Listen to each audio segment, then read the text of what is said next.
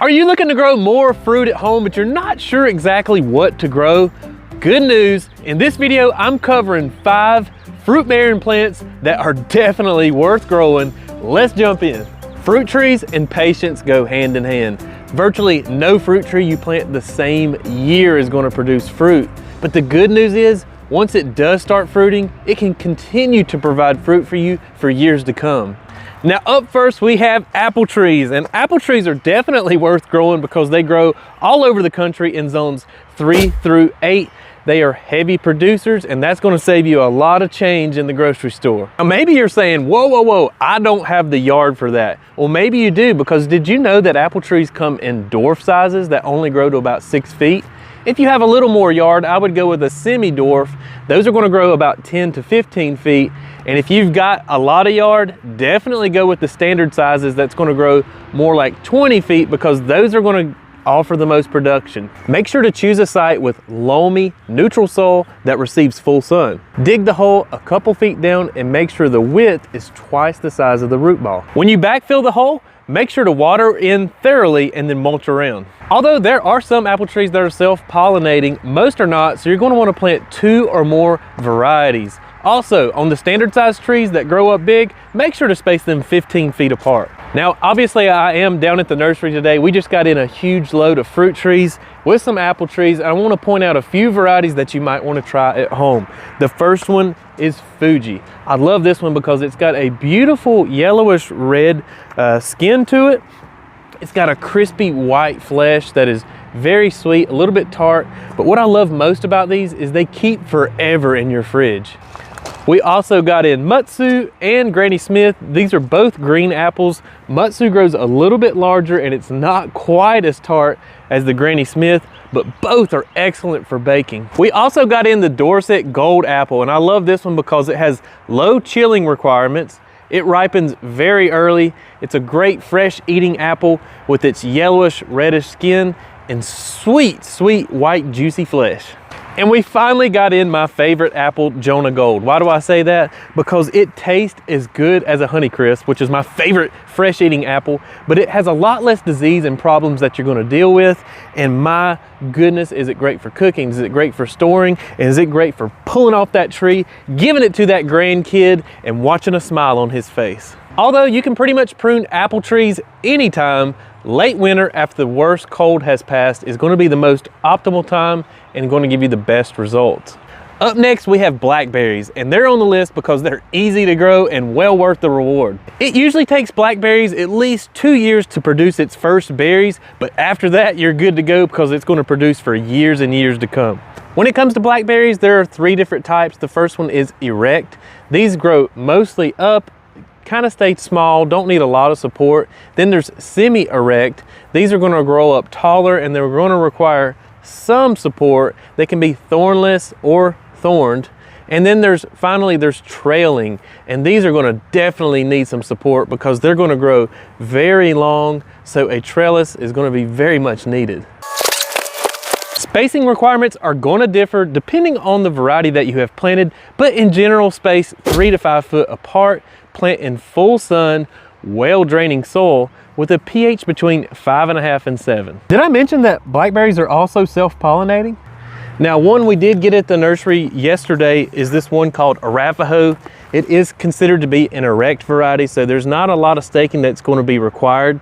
It's early ripening. It produces very large, sweet black and red berries, great for jellies and jams, and fresh eating, of course. If you truly don't have a lot of space at home, maybe you just have a patio, you can grow these in containers. I also highly recommend that you check out the Bushel and Berry brand, because in the past few years, they've come out with so many great shrub-like fruit-bearing plants that grow well in containers. I think we're getting one in this week called Hotcakes, and it's going to be a true winner when it comes to container gardening. Did you know that one healthy grapevine can produce up to 20 pounds of fruit?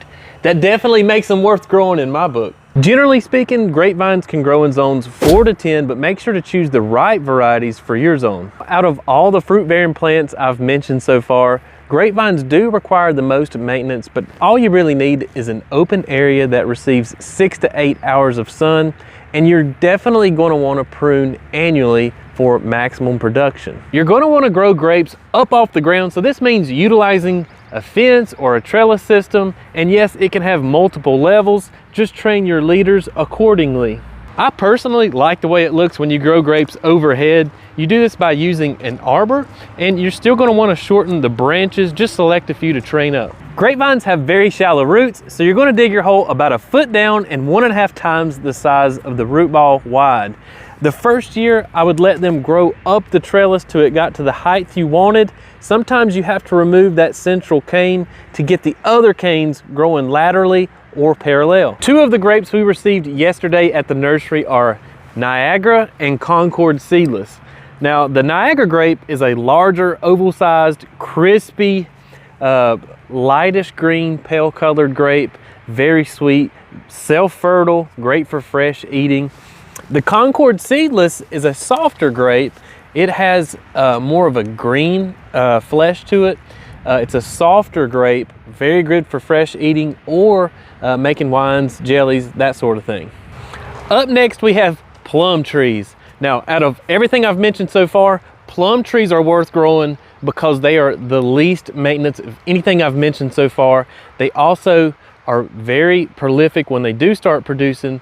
They can last many, many, many years, and the trees itself stay very compact. When it comes to plum trees, there's Japanese types and European plum trees, which you're going to find all over Western United States. What we got in yesterday are all Japanese plum trees. That's what you see around here in the South. Japanese plum trees can grow in mild, temperate to subtropical climates, usually zones 5 through 10. Japanese plum trees require full sun, well-draining soil, and a pH between 5.5 to 6.5. You're going to prune these in early spring, right as they start leafing out. You're just going to chop away any excess branching, and that's pretty much the only maintenance you have to do with these. Plum trees do require cross-pollination, so you're going to want to plant 2 or more varieties. With me today, I have the Ozark and the Methley plum. These are 2 of my favorites, both large, round, juicy. The Ozark actually has a yellowish flesh, where the Methley has a red flesh. They're both very, very good. They don't keep well, so make sure to eat them fresh. Plums are one of my favorite fruits, and it surprises me how often when I'm talking to people that they have never even tried a plum. So I'm very curious to know, have you ever tried a plum before? I know it's a basic question, but let me know down in the comment section. Last but not least, follow me to my #1 fruit-bearing plant worth growing. Yes, you guessed it, blueberries. And you should definitely be growing this if you're able to. The benefits outweigh the cons. Around here we grow the rabbit eye variety. We're in the South where it's kind of hot, but there's also half hybrid, there's low bush, there's high bush. So there's several varieties. Find the ones that's suited to your zone, and I promise you, you will not regret growing these. It is amazing how many blueberries you can get off just one plant, but they do better if you cross-pollinate them, so plant 2 or more varieties. What makes blueberries different from other fruiting plants is that they love acidic soil. So you might want to throw in some amendments while you're planting them, like soil acidifier, or if you use a holly-tone fertilizer, that should do the trick. They enjoy full sun, well-draining soil, and they do respond well to pruning. This will keep them compact and keep the berries much larger.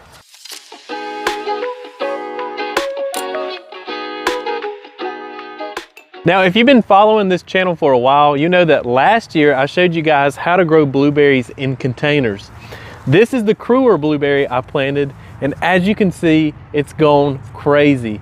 I left it inside the greenhouse over the wintertime. We're in the last week of February, and it's already got these beautiful buds, and it's already putting on blueberries, which is crazy because you're not supposed to be getting harvest on these until about June or July. I'm probably going to be eating blueberries in March. Blueberries are great to grow no matter what space you have. Even if you just have a balcony, you can grow these in containers. Just keep them nice and compact, and you will be shocked at how many blueberries you can pick and harvest off of these. If you do have the space though, I would space these somewhere in an area, again, full sun, well-draining soil, about 5 feet apart, making a hedge, and then you can space the rows 10 to 12 feet apart. Well, there you go, folks. There are my 5 fruit-bearing plants that you should be growing. That's definitely worth your time. If you have any questions about this video, make sure to leave them down in the comment section. Until next time, become a plant person.